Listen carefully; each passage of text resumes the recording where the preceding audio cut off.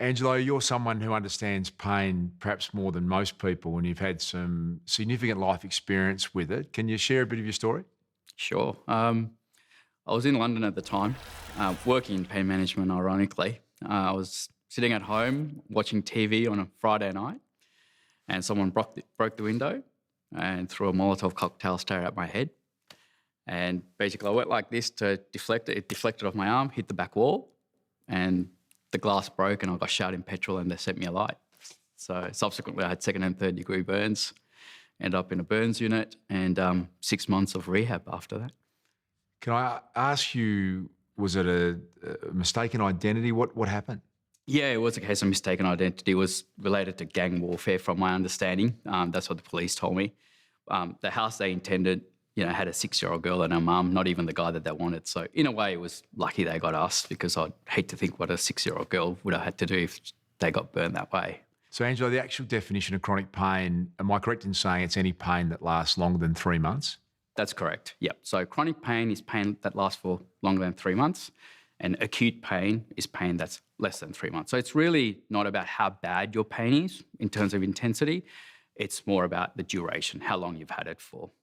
And really, I think the next stage of understanding pain is knowing what actually pain is.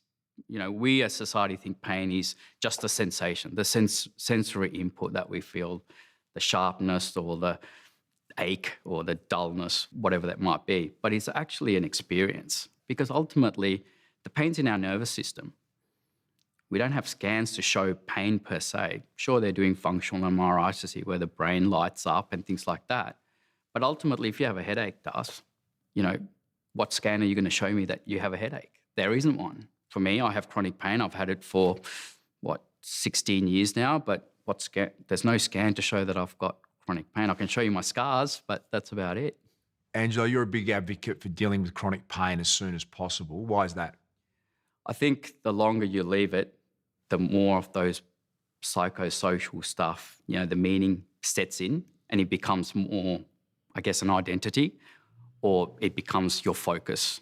Put it this way, like if you go to the gym and you have a hard session and you feel pain the next day, often people say that's a good pain. And yet someone might have an injury and they might have the same type of pain sensation, but it's a whole different ballgame, isn't it? And so I think for us, in terms of pain and understanding, is about if we have a sense of control of our pain, does that change the game for you? And so do you feel like if you look after the psychological aspect as well and the mental health issues, that people who get a really good handle on that and their sense of self are able to manage chronic pain better? Oh, 100%. There's no isolated incident of just pain alone. There's always a psychological component. And if you talk to someone with a mental health injury or mental health condition, they'll always tell you they've got aches and pains, or they're stiff or sore, or they're not doing. So it's all linked. So what sort of things, Angelo, for someone listening and think, okay, is it healthy morning routines? Is it exercise? Is it the obvious things around eating well and nutrition or meditation? What sort of modalities are out there for people to deal better with chronic pain? All the above. Because, structured routine helps you sleep better. We know that if you don't sleep well, your pain levels are higher the next day. Also, it's really important to set some goals. We talk about goals, but make sure they're meaningful goals for you and things you want to achieve around your personal life, your social life, and your work life if you're at a working age. Because all those things are really important, because they are who you are and they give meaning to your life. So it's not just about, your goal shouldn't be about curing my pain. It's about, well, if you cure your pain, what do you want to be able to do?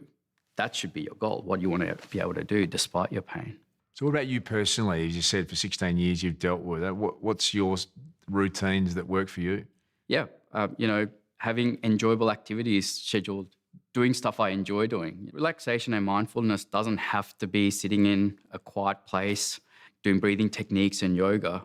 It could be doing things you enjoy doing. Mindfulness about filling the mind with something, And I had a passion for motorbike riding. So I used to get on my motorbike as part of my rehab for my hands, but also just ride around because it just allowed me to be in the zone, making sure that you're not so hard on yourself, because sometimes I overdo it and I get a flare up and I'm like, God, I've been doing this for 2 decades. Surely by now the penny's dropped. But having a bit of a laugh about that. It's not about making it trivial. I just want to clarify that. It is a struggle, and pain is exhausting, but allowing it to consume you, then you can't see the light at the end of the tunnel. And that's the most important, to give hope.